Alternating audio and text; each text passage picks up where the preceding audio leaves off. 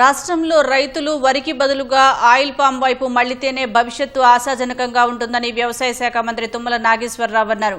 కేంద్ర రాష్ట్ర ప్రభుత్వాలు ఇచ్చే సబ్సిడీలను ఉపయోగించుకోవాలని సూచించారు. అంతకుముందు సిద్దిపేట జిల్లా నర్మెట వద్ద ఆయిల్ పామ్ ఫ్యాక్టరీ వద్ద రైతు ఉత్సవాలను శాసనమండలి చైర్మన్ గుత్తా సుఖేందర్ రెడ్డి, స్పీకర్ గడ్డం ప్రసాద్, మంత్రులు తుమ్మల నాగేశ్వరరావు, పొన్నం ప్రభాకర్, వాకిటి శ్రీహరి, వివేక్ వెంకటస్వామి ప్రారంభించారు. వేడుకల్లో భాగంగా వ్యవసాయ, పశుసంవర్ధక, వాటి అనుబంధ రంగాల ఆధ్వర్యంలో ఏర్పాటు చేసిన 150 స్టాల్స్ ను పరిశీలించారు. సభాస్థలిలో కాంగ్రెస్, బీఆర్ఎస్ కార్యకర్తలు పోటాపోటీ నినాదాలు చేశారు. మంత్రులు సభా వేదిక వద్దకు రాగానే స్వల్ప గందరగోళం నెలకొంది. మంత్రులు పొన్నం ప్రభాకర్, తుమ్మల, వాకిటి, మాజీ మంత్రి హరీష్ రావు వారికి నచ్చజెప్పి శాంతింపచేశారు. కాళేశ్వరం రాకతో ఉమ్మడి మెదక్ జిల్లా సైతం ఆయిల్ పామ్ పంటకు అనుకూలంగా మారిందని మాజీ మంత్రి హరీష్ రావు అన్నారు. నర్మెట ఫ్యాక్టరీతో రాష్ట్రంలోని ఆయిల్ పామ్ సాగుదారులందరికీ మేలు జరుగుతుందని మంత్రులు పేర్కొన్నారు.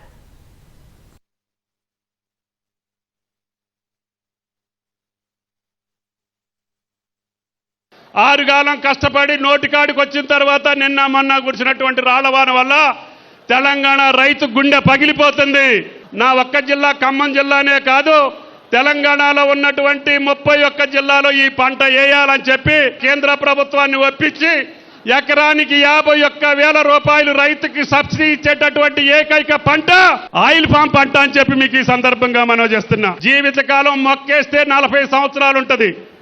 అందుట్లో కోకో వేసుకోవచ్చు, వక్కేసుకోవచ్చు, జాజ్ వేసుకోవచ్చు. 3 సంవత్సరాలు కూడా మీకు 51,000 రూపాయలు సబ్సిడీ ఇచ్చి అంతర పంట వేసుకుంటే కూడా మీకు డబ్బులు ఇచ్చే ఏర్పాటు చేస్తున్నాం. కానీ కేంద్ర ప్రభుత్వం రిక్కచ్చిగా చెప్పింది 15 రోజుల క్రితం, మేము వరి ధాన్యాన్ని సేకరించాం, తాకీదు ఇచ్చిందని చెప్పి కూడా మీకు ఈ సందర్భంగా మనం చేస్తున్నాం. అందుకని ఇప్పటి నుంచే క్రాప్ డైవర్సిఫికేషన్ చేయాల్సిన అవసరం వచ్చింది. ఈనాడు పామాయిల్ వేసిన రైతు నిశ్చింతగా బతకగలుగుతున్నాడు. మన తెలంగాణ ప్రజలు తలెత్తుకొని బతికేటట్టుగా ఈ పరాభవ సంవత్సరంలో బతకాలి. ఆయిల్ పామ్ తోటలుంటే ఫ్యాక్టరీ వస్తుంది తప్ప తోటలు లేకుండా ఫ్యాక్టరీ రాదు. ఈ ప్రాంతంలో నర్సరీ లేదు.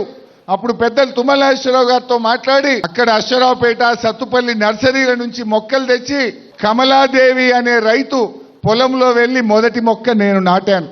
అలా రైతులతో రెగ్యులర్ గా కాన్ఫరెన్స్ కాల్ పెట్టి, మీటింగులు పెట్టి, ప్రోత్సహించి 12,000 ఎకరాలు ఈ ప్రాంతంలో మొక్కలు నాటాం. ఆయిల్ ఫామ్ ఫ్యాక్టరీకి నీళ్లు చాలా ముఖ్యం. కాళేశ్వరం LSM-5 కెనాల్ ద్వారా 20 కోట్ల లీటర్ల పాండుకు ఈ ఫ్యాక్టరీ నడుస్తూ ఉంది. సెకండ్ లైన్ ఆఫ్ డ్రిప్ ఒకటి ఇప్పించండి అని రైతులు పదే కోరుతున్నారు. దయచేసి మంత్రి గారు ఆయిల్ పామ్ రైతుల పక్షాన మీరు హెల్ప్ చేయాలని చెప్పి కూడా కోరుతా ఉన్నా.